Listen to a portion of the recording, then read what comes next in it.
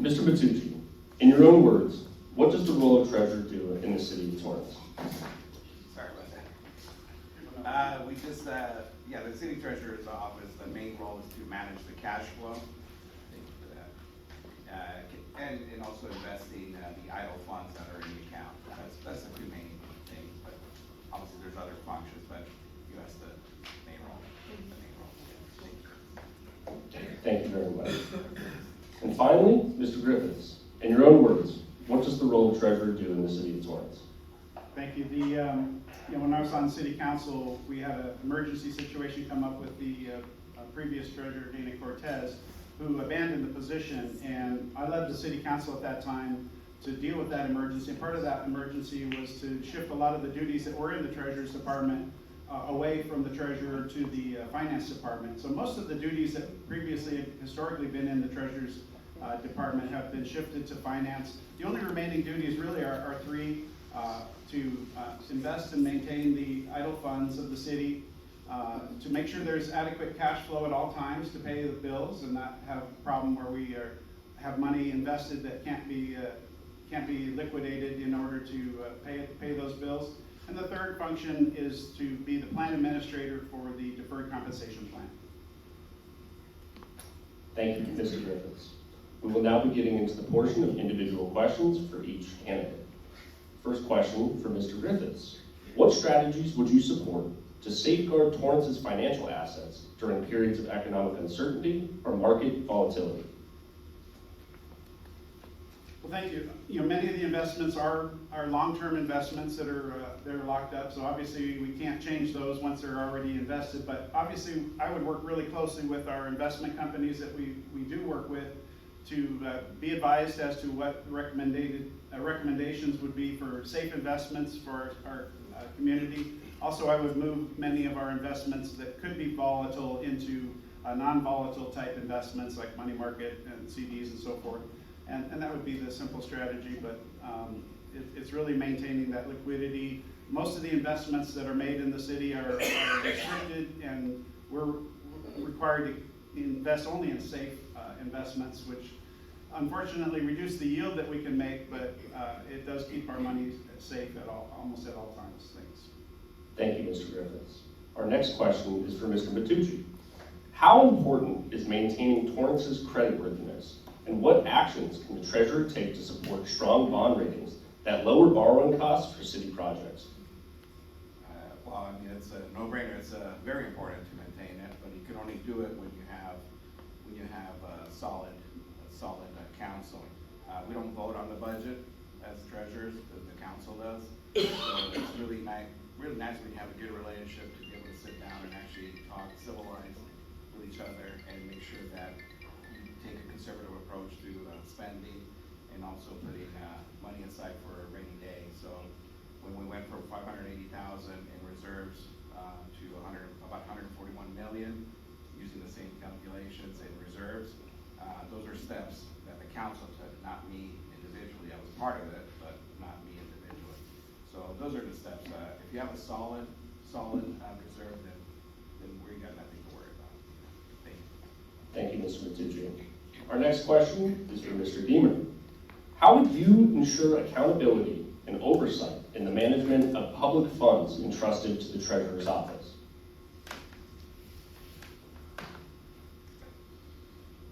The best practice of ensuring the safety of it is we do have an investment policy, which is includes the city treasurer's finance director, city manager. So there is an oversight there because you have more than one person watching it. The work of the city attorney's office as far as the items that are coming in. Treasurer does an oversight of what does come in as far as the warrant that have to be signed and those things. They have to work with the mayor also to keep things above board, as they say. And that's what I can say. Thank you, Mr. Deemer. Our next question is for Mr. Matucci. In your view, how can prudent treasury management help stabilize or reduce the need for future increases in business taxes, fees, or assessments? Well, I mean, most cities have a spending problem, not a revenue problem, so we have to start with that. And that's the reason why council needs to be, very aware of what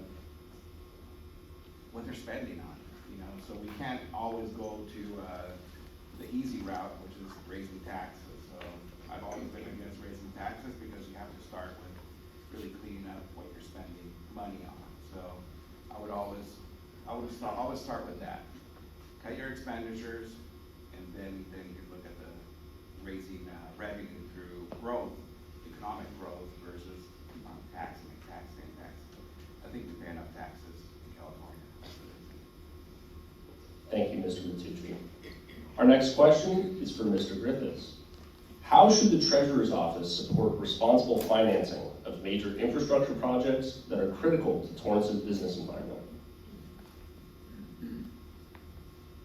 Well, that's one of the things that the Treasurer's Office, we work very closely with the Finance Department, which really is the department which would handle issues related to coming up with financing strategies for major investments in the city, along with the City Council, who would approve and vote for such financing options.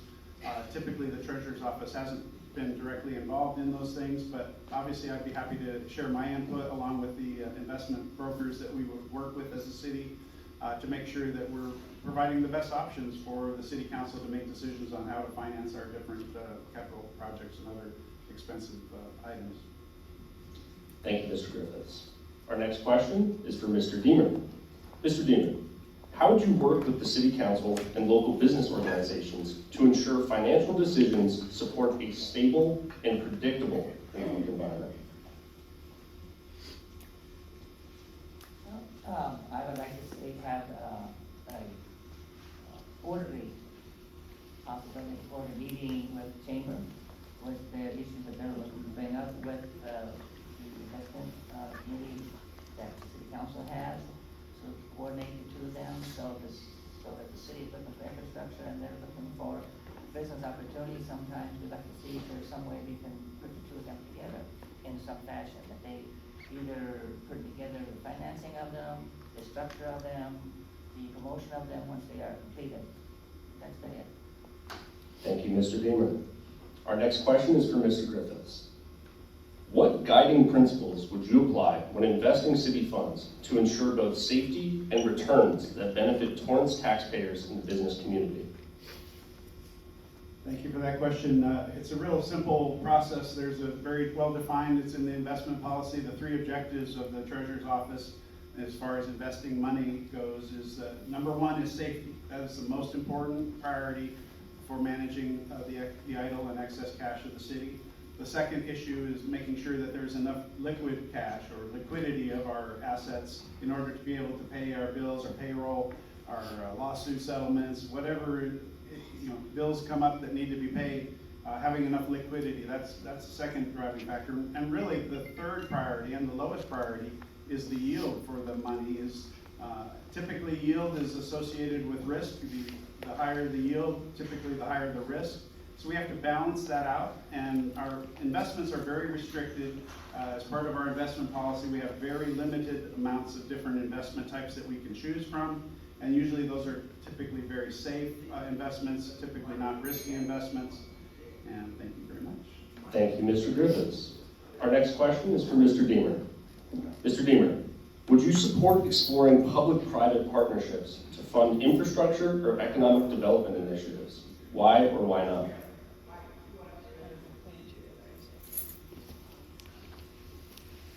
We have to be careful with public-private partnerships that the private is the one that gets the profit and the public is the one that gets the expense. So it'd be very well defined before we go into any public-private partnership. I would also like to see that it be under the control and oversight of the City Council, so there'll be a defined plan that what we're going to work at. So there'll be discussions within the community. We want to build this project. I assume that it could be higher cost project, talking to tens of millions of dollars possibly over an extended period of time for the construction, and then also the maintenance. Because once you set something up, you also should have a plan on how is it going to be funded going forward. Who is going to be responsible? How much will be publicly funded? Responsible? How much will be privately responsible. Thank you, Mr. Beamer. Our next question is for Mr. Matucci. What role do you believe the treasurer should play in evaluating debt issuance for capital improvements such as roads, utilities, or economic development projects? Well, I mean, we should always be exploring whatever avenues. When we did our lease revenue bonds, that was a move that's saving between $6 and $7 million a year in interest. Those are ideas that don't necessarily come from the city treasurers, but they're voted on by the city council. So it really boils down to getting the different departments together to look at strategies for the future. So as a treasurer, we kind of just crunch the numbers, but really the finance department, city manager, and of course the city council and mayor are the ones that really make the final decisions on that. But got to keep an open mind as to what we can do for the future. So that's one thing I'm going to bring to the table is always explore different avenues. Thank you, Mr. Matucci. Our last question will be posed to all candidates, beginning with Mr. Matucci. The question is, why should we trust you to be our next treasurer?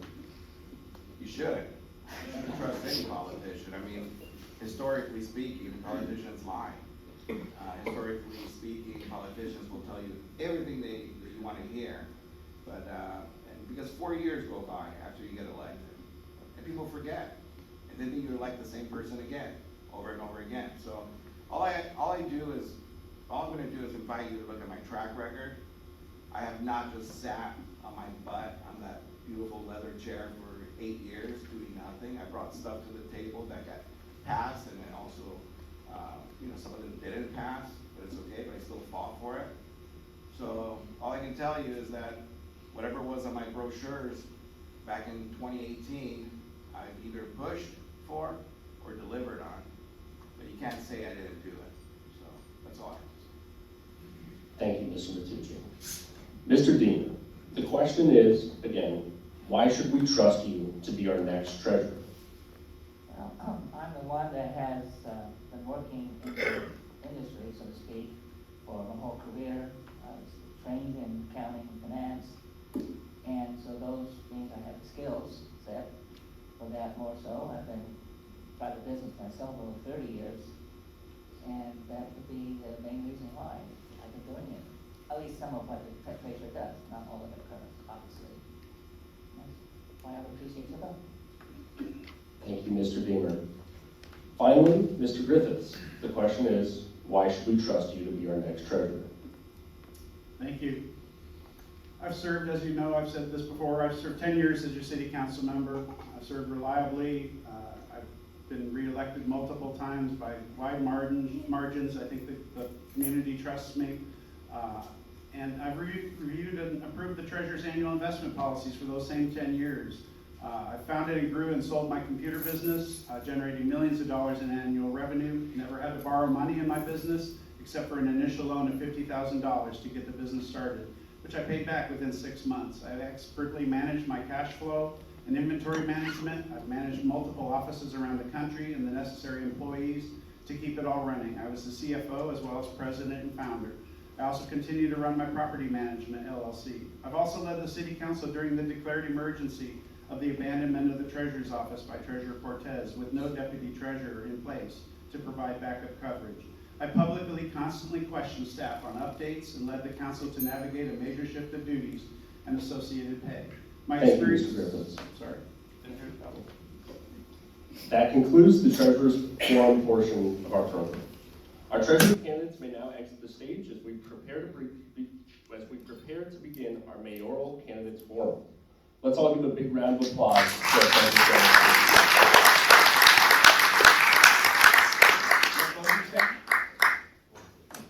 Sorry? No closing statement? Oh, my apologies. That was a little premature, wasn't it? Let's get a closing statement by our treasurer candidates. Let's start again in order with Mr. Matucci. Mr. Matucci, your closing statement. Short call over here, but yeah, my name is Aurelio Matucci. I've served obviously on the council. 90% of you in this room, we know each other, so I'm not going to get too deep into the weeds with that, but I'm not gonna be here to convince you to vote for me, but I will try to encourage you to vote. So it doesn't matter who you vote for on this stage. I'm confident that each one of us has the experience, the willingness, the trustworthiness. Just a matter of you picking out who do you think might do a better job. That's it. And remember this, that when you vote, you sometimes get the candidate you want, but when you don't vote, you always get the candidate that somebody else wants. So don't sit it out, just vote. Thank you, Mr. Matucci. Our next closing statement will be by Mr. Griffiths. Thank you, Will, and thank you to the Torrance Area Chamber of Commerce for holding this event today, and for all of you for taking the time to come out this morning.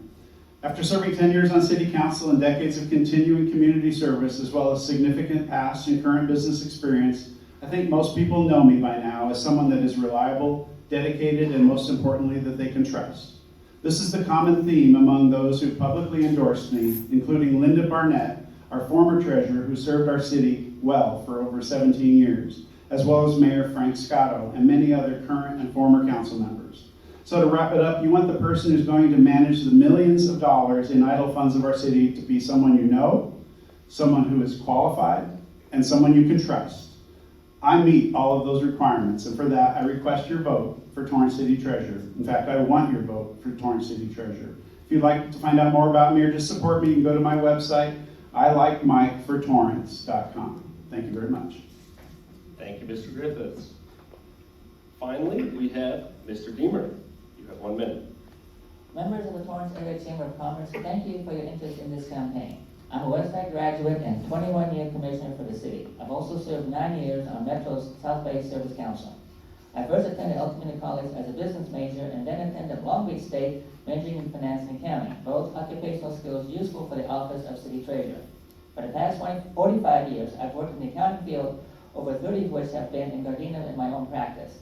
Additionally, for 29 years, I was a licensed securities broker providing superior, unbiased investment advice for my clients. So I have practical experience both preparing financial reports and presentations, along with filing those with various agencies, along with long years of investment analysis focused on safety of principle along with superior yield. So ask yourself this: is it preferable to support someone who has spent their entire career doing what a city treasurer does, or is it preferable to support a termed out city council member? Thank you, Mr. Deemer. That concludes the Treasurer's Forum portion of our program. Our treasurer candidates may now exit the stage as we prepare to begin our mayoral candidates forum. Let's all give them a big round of applause now.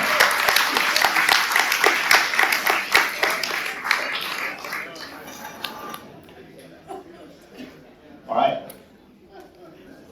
I'd like to begin by introducing Mr. George Chen and Ms. Sharon Kalani to our mayoral candidates forum.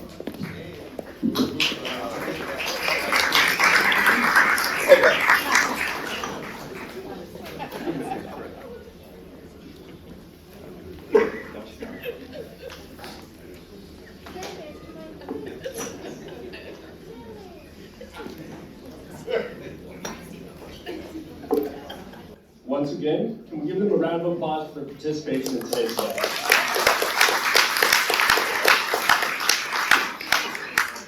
Before we begin, I'd like to give an overview of the forum's format. Each mayoral candidate will give an opening statement of 2 minutes. As the candidate reaches 15 seconds left, we will raise this red circle indicating it's time to wrap up. At the end of 1 minute, an alarm will sound, signaling that the candidate's time is over. This will be the standard for the closing statements portion as well. I'll be asking the candidates questions generated by members of the chamber. Each candidate will have 1 minute to respond. After the question and responses section, each candidate will be allowed a closing statement of 2 minutes. Now let us begin with each candidate's opening statement, beginning with Ms. Kalani. Ms. Kalani, you have 2 minutes. Good morning. I appreciate the fact that each and every one of you are here today, and I want to thank the Torrance Area Chamber of Commerce for hosting this event, and for most importantly, being a part of our community. I believe our city works best when local government is a true partner to the people and the businesses that we serve. My perspective comes from both public safety and real-world experience. I've been actively involved in our community for over 45 years, 33 of those, I owned a small business, and I recently started another one. So I know the challenges that businesses are going through today. We have rising costs, navigating regulations, finding and keeping a strong workforce, and dealing with the uncertainty of our economy. This is my focus. It's simple. Practical, results-driven leadership that supports a strong business environment. As mayor, I'll work to streamline permitting and improve communication, so working with the city is easier. I will prioritize public safety because safe communities are essential for your business to succeed. My commitment to safety was recently evidenced by the first responder endorsement from the Torrance Firefighters Association. I am grateful for their endorsement. I will focus on basics, clean parks, well-maintained infrastructure, and reliable city services because quality of life matters for attracting your customers, your employees, and your investment in your business. I have a strong record of fiscal responsibility, working to save you as taxpayers money, strengthening reserves, and I will require that dollars spent have a purpose and accountability. That equates to trust, transparency, and your success. Thank you, Ms. Kalani. Now we have a candidate's opening statement from Mr. Chen. Mr. Chen, you have 2 minutes.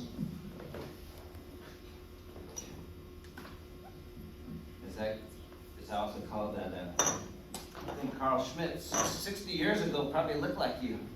That was a compliment. Thank you, Will. Good morning, everyone. Are we better now than 4 years ago? Mayors get things done, and that's what we've been doing during my first term as your mayor, based on real accomplishments backed by data. I ask for your vote for 4 more years to further our accomplishments. The city is now financially strong after crawling out from $581,000 reserves to a current forecast of $150 million. We're now third highest sales tax generator in the county. From business perspective, business is booming in Torrance. We have tangibly raised public safety to new heights with the launch of the Real-Time Response Center, which serves as a force multiplier with a combination of drones as first responder and fixed camera. Approved a $4.7 million police recruiting incentive package with up to $100,000 in signing bonus. During my first term, aerospace and defense companies have made Torrance homes such as Hadrian, Antares, Castellian, Northwood Space, Hart Aerospace, Gataï, and recently FlightWave. We grew our global visibility and positioned Torrance to house visitors and national teams for the upcoming FIFA World Cup and LA 28.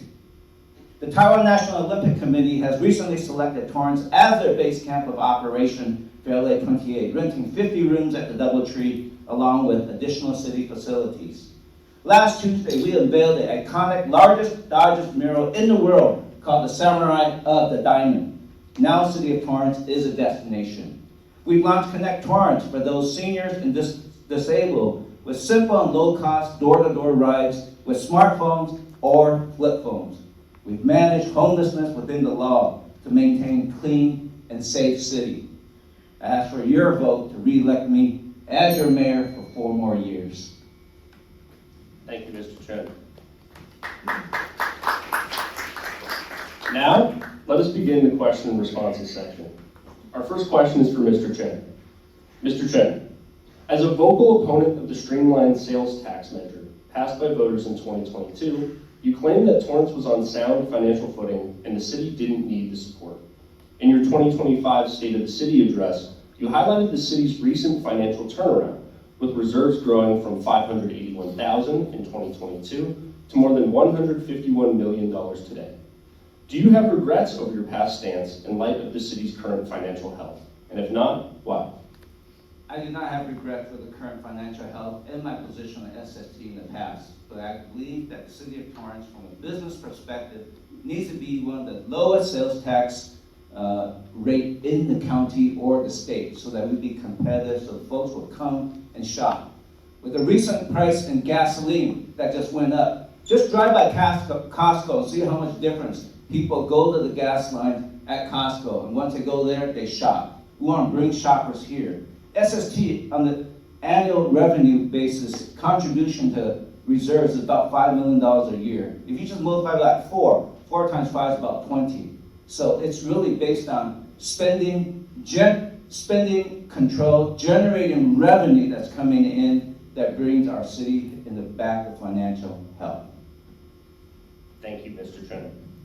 Our next question is for Ms. Kalani. Ms. Kalani, you've been a critic of the proposed annexation of the El Camino Village. Why do you feel this is the wrong direction for the city of Torrance? The annexation of El Camino, I believe to be a pet project of some. The initial cost is $25+ million and $11 million deficit per year on the city's finances. And that includes any tax revenue or other property revenues that would be received. It just doesn't make sense. And to use staff time to research this over and over again is just not acceptable. Again, when we spend your taxpayer monies, we need to make sure that it's well spent and that it's accountable. Thank you, Ms. Kalani. Our next question remains for Ms. Kalani. Ms. Kalani, if you're elected mayor, what's the first concrete thing you would do in the first 90 days to make Torrance more competitive for businesses against cities like El Segundo, Manhattan Beach, and Hawthorne? I would move expenses that were paying for projects like the Friendship City program. I would move that back into programs that help lower costs for doing businesses in the city of Torrance. And those are programs like our business attraction, retention, and expansion programs, along with our commercial facade improvement programs. It's important to know that there are positive reasons for businesses to be doing business in Torrance. One of those main ones is the fact that we don't have a gross receipt tax for businesses. So looking at businesses that are already in California that can benefit from coming here is what we should be doing to not only care for our 13,400 businesses, to acknowledge our 802 businesses, not a few that came last year, but to also attract new ones that can benefit again from knowing the Torrance story. Thank you, Ms. Kalani. Our next question is for Mr. Chen. Mr. Chen, during your tenure, the City of Torrance has fostered many relationships with consulates and international companies. Inversely, can you explain what you've done to foster relationships with local small businesses in the city? Absolutely.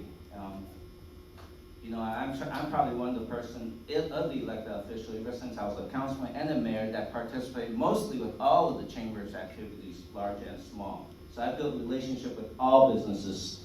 And with the recent, since being a mayor, we've had 14 consul generals that visit us. So to really generate revenue for our business in our city is we cannot go back the way we were before when we had $581,000 in reserve. We need to be able to capitalize on new money. The chamber helps us develop relationships and strengthen the businesses we have here. We cannot continue to stay with a fixed amount of revenue generation only with a fixed amount of people. You look at the data on the city of Torrance, we're a very diverse nation with people from all over parts of the world. There's new money that we can generate revenue. We want to welcome them in to come and spend money in Torrance, plant their business here, and grow our business. Thank you, Mr. Chen. Our next question is also for Mr. Chen. Mr. Chen, Torrance residents are under particular strain given stubborn inflation and rampant gas prices. 5 California refineries recently closed or switched away from making gasoline in the last few years, affecting the supply of affordable transportation fuels. This, combined with the recent geopolitical pressures, raises the question, what are you going to do to protect the remaining local refineries and our residents' access to affordable fuels? I think in terms of local refineries, we only have one in the city of Torrance as far as I know, and actually we've been explaining to those who really want to shut the refinery down that the refinery is actually doing a good job in the city of Torrance. They have the correct risk mitigation steps in there should that something happen, they have the right triggers to really put out anything that could damage us. So what we're really trying to do is we need to generate new money too.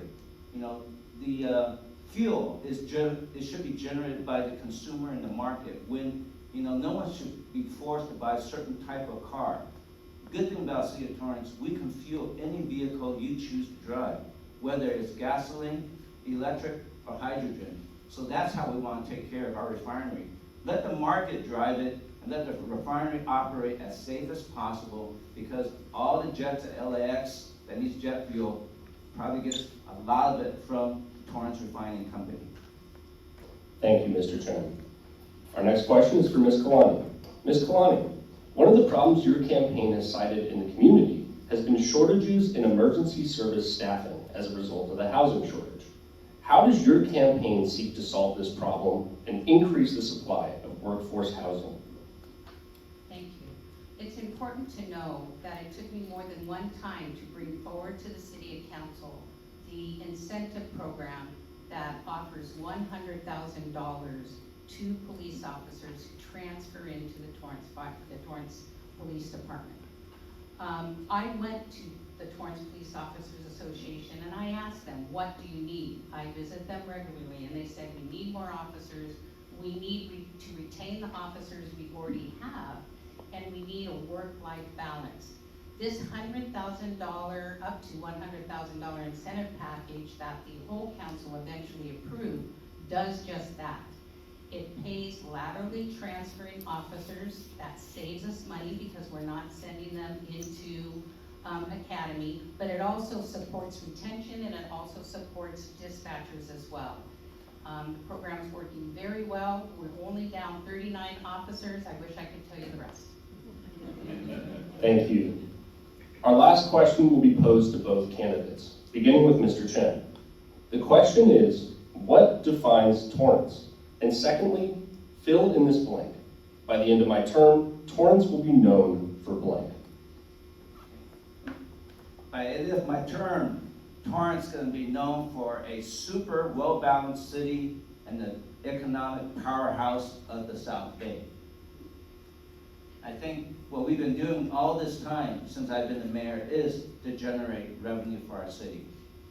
At the end of the day, it's not about the money, it's all about the money. The more things we generate for the revenue for our city, the more we can help with affordability. A lot of the issues around the world that we talked about today, at the local level, we actually have no control. The best thing we could do is help the business community to be successful, to bring in new businesses to generate revenue, to make Torrance the destination for LA 28 World Cup. So folks from the international community coming for the big games will stay in the city of Torrance, go to our hotel and restaurants, and generate revenue for us. That's the best way for our city, to generate revenue to overcome all the challenges in our nation. Thank you, Mr. Chen. Now, Ms. Kalani.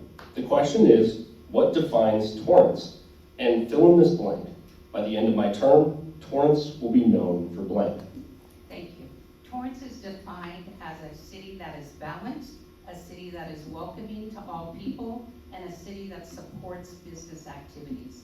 One of the reasons is we have a great Chamber of Commerce that we work closely together with. In 4 years, I imagine our city as welcoming all businesses, large and small, businesses that can benefit from our development with our warehouses that are multidimensional and can attract and support everyone. But I also see a reimagining of our civic center where we do have more opportunity to house people with hotels. More people can come and visit. Right now, our hotels are already one of the most utilized hotels in our county. We need more. So for me, friendly city, welcoming city, a city that continues to prosper, but that continues to do so by making it affordable for all, businesses and residents alike. Thank you, Ms. Kalani. That concludes the question and responses section of our forum. It is now time to hear the candidates' closing statements of 2 minutes, beginning with Mr. Chen.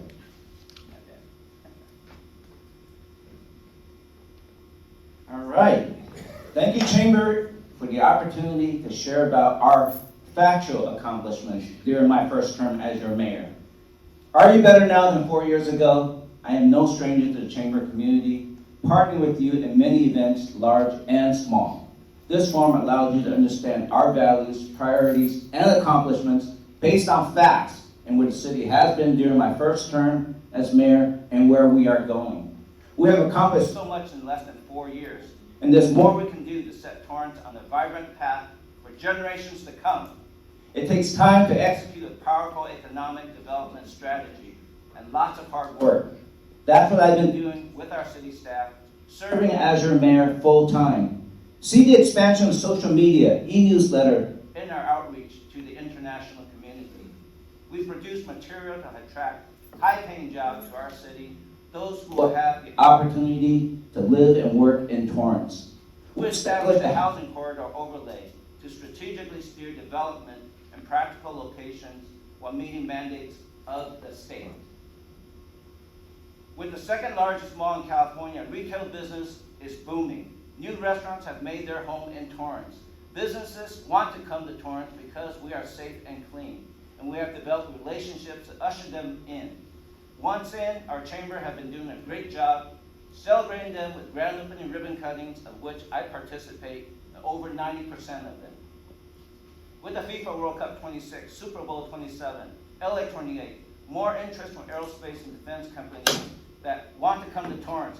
You need a leader that has proven ability to develop trusting relationships with parties of interest, both domestically and internationally. Proven ability to connect with existing businesses to understand how to help them succeed. I ask you to re-elect me as your mayor for 4 more years. Thank you, Mr. Chen. Thank you for projecting as well. Thank you. I tried. Hello, hello. You get a good mic. Thank you for that. This election isn't just about Torrance. It's about all of you, its residents and its businesses. In 2018, between 2018 and 2020, the budget was approved at a deficit several times. The city needed a lifeline. I walked for SST, I walked for the tax measure, because again, the city needed a lifeline. I supported a bond measure that to date has saved the city $60.9 million, and it is going to save the city over $170 million over its lifetime. SST, not 23,000, not 23,000, it has delivered 23 million. It has delivered $95 million since its inception. That is someone like myself with 25 years of financial experience in the real world that delivered real results. That is a balance of saving your taxpayer money and earning revenues for the city. Additionally, it is time that we expand the business attraction, retention, and expansion program for the city and allow you as businesses to benefit from commercial facade improvement programs. The money needs to be going to all of you here. And it's time that we protect the quality of life in the city of Torrance. And I will do so by focusing on growth in those corridor areas so that your employees can afford to live here. We need to protect our neighborhoods, invest in infrastructure, and as your mayor, I will lead the effort to return local control back to the city of Torrance so we can plan and grow for the future. I bring once again that real world experience, a commitment to serve. I have no ego, and I'm here for all of you, not just some. Thank you, Ms. Kalani. Thank you.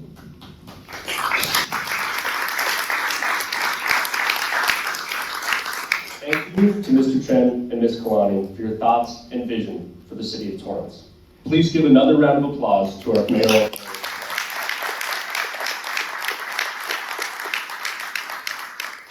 I want to extend a big thank you again to all candidates and guests for attending. As a reminder, the Torrance municipal election will be held on June 2nd, 2026. We hope to see you throughout the year at the Torrance Area Chamber of Commerce programs and events. Thank you, and have a good rest of your morning.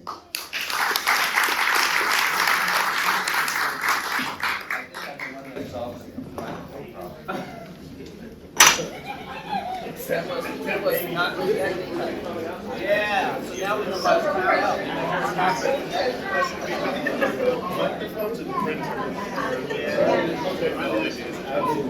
think I've seen you.